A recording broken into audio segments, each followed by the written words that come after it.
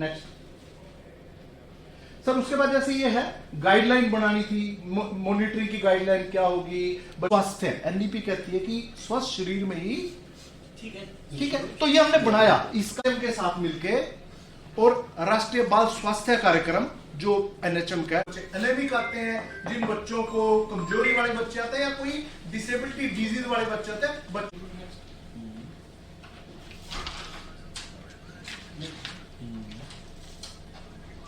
की बात कर रहे हैं सर। पहली से तीसरी क्लास के पास जो नई अभी नई शिक्षा नीति के अकॉर्डिंग ही पढ़ रहे हैं पढ़ इस बार तीसरी क्लास, यानी कि अगर आज 24 का रिजल्ट जो आएगा अभी ये उसी के अकॉर्डिंग है। बिल्कुल। आज किस प्रकार की चर्चा जो है हो रही है? देखिए, पूरा राष्ट्रीय शिक्षा नीति को लागू करने के लिए लागू हो रही है। हम लोग उसमें कहाँ खड़े थे और कहाँ तक हम लोग आगे बढ़े, इस सारी चीज़ों को ध्यान में रखते हुए डिपार्टमेंट के तमाम उच्च अधिकारियों के साथ आज बैठना हुआ है।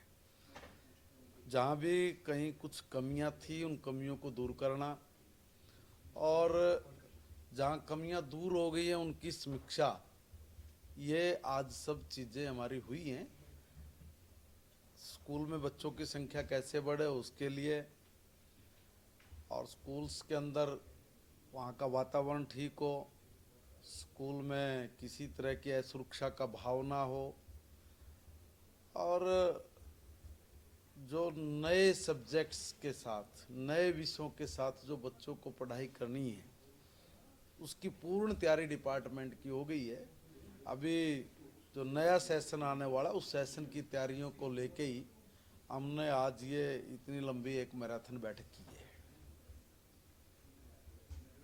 सर, एक सवाल मैं आपसे ये भी पूछना चाहूंगी कि बहुत बार ऐसा होता है कि अंतर्राष्ट्रीय कोई भाषा भी सीखने के लिए बच्चे आगे आने की कोशिश करते हैं, क्योंकि हरियाणा एक ऐसा प्रदेश है जहाँ टूरिज्म से भी हम इंटरनेशनली बहुत ज्यादा कनेक्ट हो रहे हैं। तो क्या माने कि स्कूलों में या 10 के बाद जब बोर्ड के बाद गैपिंग होती है उन तमाम समय में कोई ऐसा लैंग्वेज भी आप लोग पढ़ाएंगे? बिल्कुल। देखिए, हिंदुस्तान के सम्मानित प्रधानमंत्री नरेंद्र मोदी जी और हमारे मुख्यमंत्री आदरणीय नायब सेना जी और पूर्व मुख्यमंत्री मनोहर लाल जी का भी एक सपना था कि भाई हमारे जो हरियाणा प्रदेश के बच्चे हैं वो खाली हिंदी इंग्लिश ही तक नहीं रहे हैं, हरियाणवी भाषा बोलें वो भी ठीक है, मगर इससे आगे बढ़ना चाहिए। और जैसा आपने कहा है तो उसी विषय को लेके भी आज हमारे यहाँ पर बातचीत हुई है। कोई फ्रेंच भाषा को लेके या दूसरी भाषाओं को लेके एक बार डिपार्टमेंट इस पर विचार करेगा, और जो सूट करता होगा, जिसकी ज़्यादा आवश्यकता महसूस होती होगी, उस तरह के लैंग्वेज को हम लोग हरियाणा में भी अडॉप्ट करके आगे बढ़ेंगे। सर, एक क्वेश्चन मैं जरूर आपसे पूछूंगी, विश्व गुरु कॉन्सेप्ट, ये जो कॉन्सेप्ट है वो भारत इम्प्लीमेंट भी करता है और भारत इसकी पैरवी भी कर रहा है। क्या माने कि आने वाले समय में हरियाणा सरकार की कोई ऐसी नीति होगी कि जो बच्चे बाहर से देश में पढ़ना चाहते हैं, खासतौर पर हरियाणा में, उनके लिए आसानी हो, तमाम सुविधाएं हो उनके पास?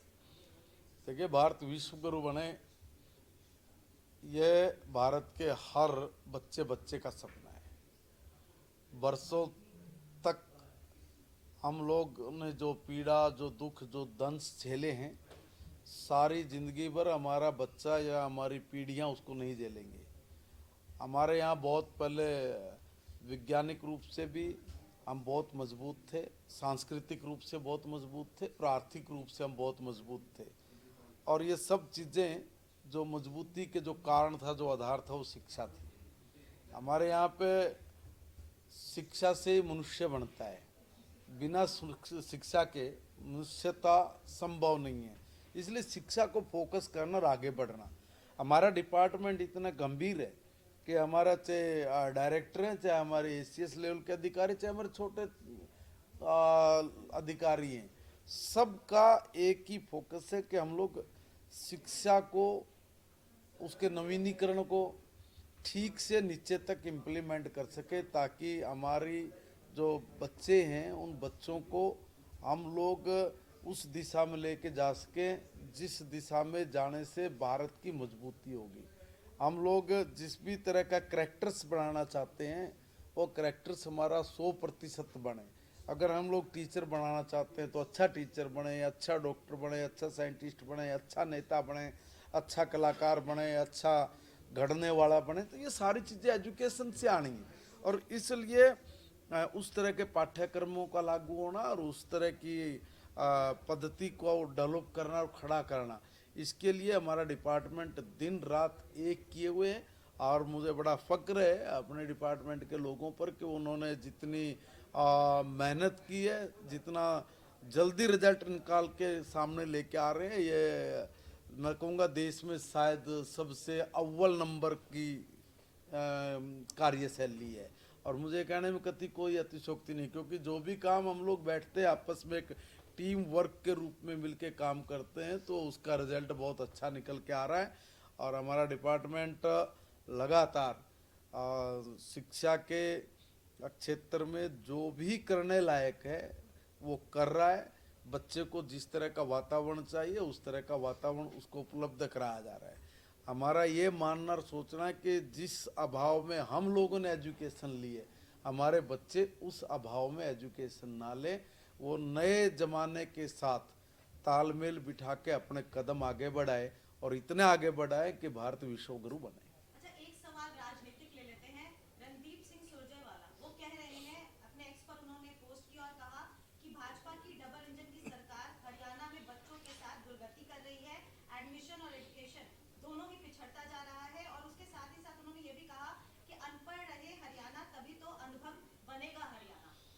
ये इन लोगों के पास इनके अलावा कुछ बात ही नहीं है।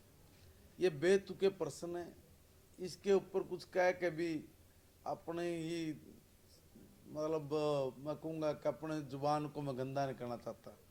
जब इन लोगों के हाथ में सरकार थी, सत्ता थी, अवसर थे, तब तुम्हारी ही देन कि तुमने हिंदुस्तान की राजनीति अपनी चमकाने के चक्कर में हमारे देश की शिक्षा का बेड़ा गर्क कर दिया था। कपिल सिब्बल से लेकर आपके लोग थे ना, जिन्होंने इस डिपार्टमेंट के माध्यम से भारत के एजुकेशन सिस्टम को सारे को तहस नहस कर दिया था। मैं नहीं चाहता कि इन पे कुछ ज़्यादा बोले जाए। ऐसे लोग बोलते रहते हैं अखबार में, टीवी में चपकने के लिए। कोई लॉजिकल बात नहीं है, इनकी कोई दम नहीं है। हमारे डिपार्टमेंट के लोगों ने आपको बताया कि किस तरीके से हम लोग अपने जो स्कूल का और चाहे हमारा हायर एजुकेशन का सिस्टम वो कितना मजबूती से आगे बढ़ रहा है।